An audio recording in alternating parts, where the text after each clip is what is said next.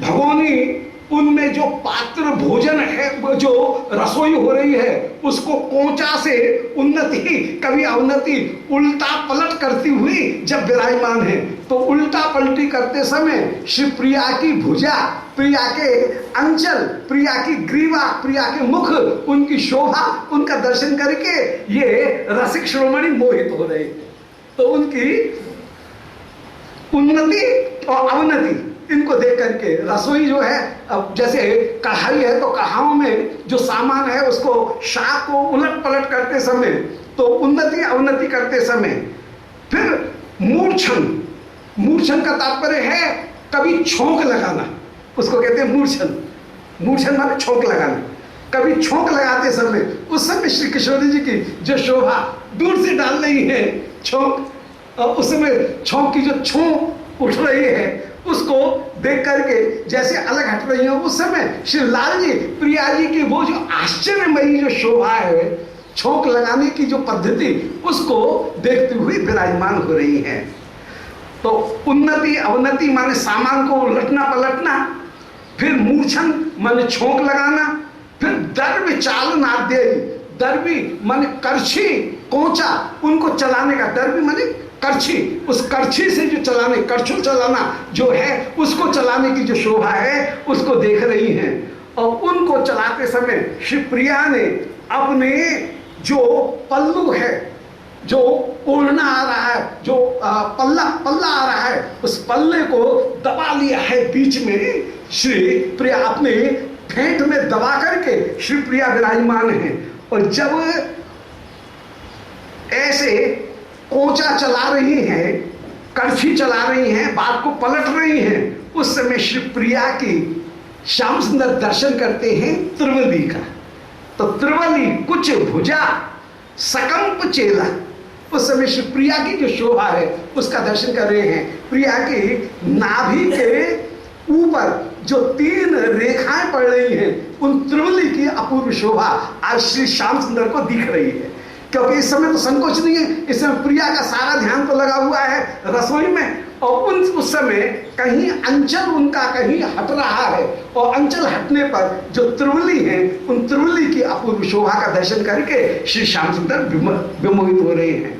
कभी श्री प्रिया के वक्षस्थल, कभी भुजा, कभी सकंप चेला, हिलता हुआ जो पल्लू है, उस पल्लू की शोभा का दर्शन करके चलन वशात उदपाद यह स्तदास्या, उस समय जो श्री उदपादी यह तत् अस्या, उस समय श्री राधिका की जो उदपादी यह जो अपूर्व मधुरिमा उत्पन्न हुई, उस अपूर्व मधुरिमा का ये दर्शन करते हुए विराजमान हो रहे हैं। तो त्रिवली कुछ भुजा, इनके भुजा तथा संगम चेन कंपयुक्त वस्त्र, उनके चलन के कारण उदपादीय जो अपूर्व मधुरिमा उत्पन्न हुई, उस मधुरिमा का श्री श्याम सुंदर दर्शन कर रहे हैं। और दर्शन करते हुए मधुरिम भरम अच्युतः स्वसौध स्फुरित गवाक्ष धृतेक्ष। तीसरे श्लोक में वाक्य पूरा होगा।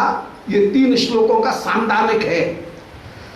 सांदानिक या सांदानिक उस वाक्य को कहते हैं जो 3 पद्यों में जाकर के कोई वाक्य जब पूरा होता है तो उसको सांदानिक कहते हैं।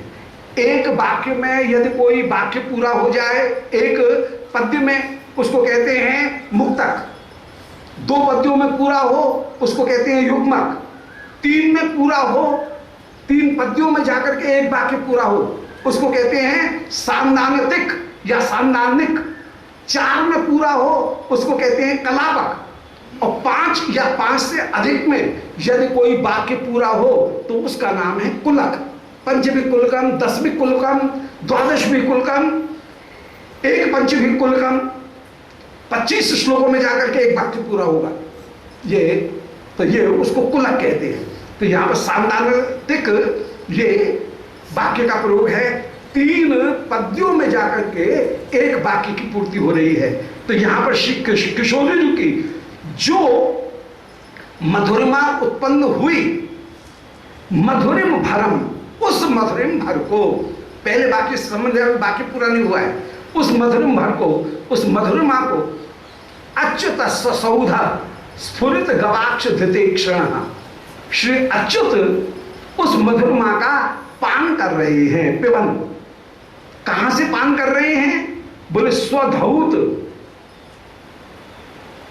आपका स्वधौघ स्वसौध, श्री श्याम सुंदर का जो स्वसौध, अपना जो भवन, सौध माने भवन, श्री कृष्ण का जो भवन है, उस भवन में स्फुरित गवाक्ष, वहां से एक खिड़की श्री रसोई में खुलती है।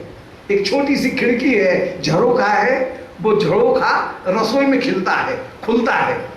और श्रीमान जी उस झरोखे में ये आंख लगा करके किशोरी जी की शोभा का दर्शन कर रहे हैं। उस समय बलिहारी श्री प्रियालाल की अपूर्व प्रीति, तो उस समय भी मिलन सर्वदा सर्वदा विराजमान। तो स्वसौध स्फुरित गवाक्ष धृतेक्षण, अपने सौध में, अपने महल में जो स्फुरित गवाक्ष है, एक छोटी सी झरोखा है, उस झरोखा में धृतेक्षण, अपने नैनों को लगा करके श्री प्रिया की मधुरिम भरम, उस मधुरिमा का ये पिबन पान करते हुए विराजमान। संस्कृत में इमनज प्रत्यांत जितने भी शब्द होते हैं वे सब पुल्लिंग होते हैं। हिंदी में स्त्रीलिंग हो गए, मधुरिमा, लघिमा, गरिमा, जड़िमा, ये जितने भी शब्द हैं संस्कृत में सब पुल्लिंग है, परंतु हम इनका हिंदी में इनका प्रयोग करते हैं स्त्रीलिंग में। इमनज प्रत्यांत शब्द वो सब पुल्लिंग शब्द हैं। तो इसीलिए कह रहा है कि पिछले श्लोक में क्या आए हैं, चेलो चलन वशात उदपादि यह तदास्यो, यह पुल्लिंग का प्रयोग है। तो ये पुल्लिंग का प्रयोग कह रहा है कि मधुरिमा शब्द ये पुल्लिंग है। तो जो अपूर्व मधुरिमा प्रकट हुई, उस मधुरिम भर को, मधुरिम के समूह को अच्युत, वे अच्युत दर्शन कर रहे हैं। और अच्युत शब्द में कितनी मधुरिमा विराजमान है। अच्युत का तात्पर्य है कि रूप, गुण, विदग्धता, प्रेम, लीला, विलास, इनमें किसी में भी, जिनमें जरा भी च्युति नहीं हो, कमी नहीं हो, उसका नाम अच्युत है। अच्युत शब्द का सामान्य जो अर्थ होगा वो अर्थ होगा जो सर्वव्यापक होकर के विराजमान, जीव जड़ चेतन जड़ सब में जो व्याप्त है, उसका नाम अच्युत। जो किसी से भी च्युत नहीं हो, किसी से अलग नहीं हो। परंतु यह अर्थ यहां पर नहीं लगेगा। यहां पर रस के प्रसंग में अच्युत शब्द का अर्थ होगा, वो होगा जो रूप, गुण, विदग्धता, कला, विलास, इन सारे गुणों में तनिक भी कम होकर के नहीं है, संपूर्ण रसिकता जिनमें परिपूर्ण रूप से विराजमान, वे श्री अच्युत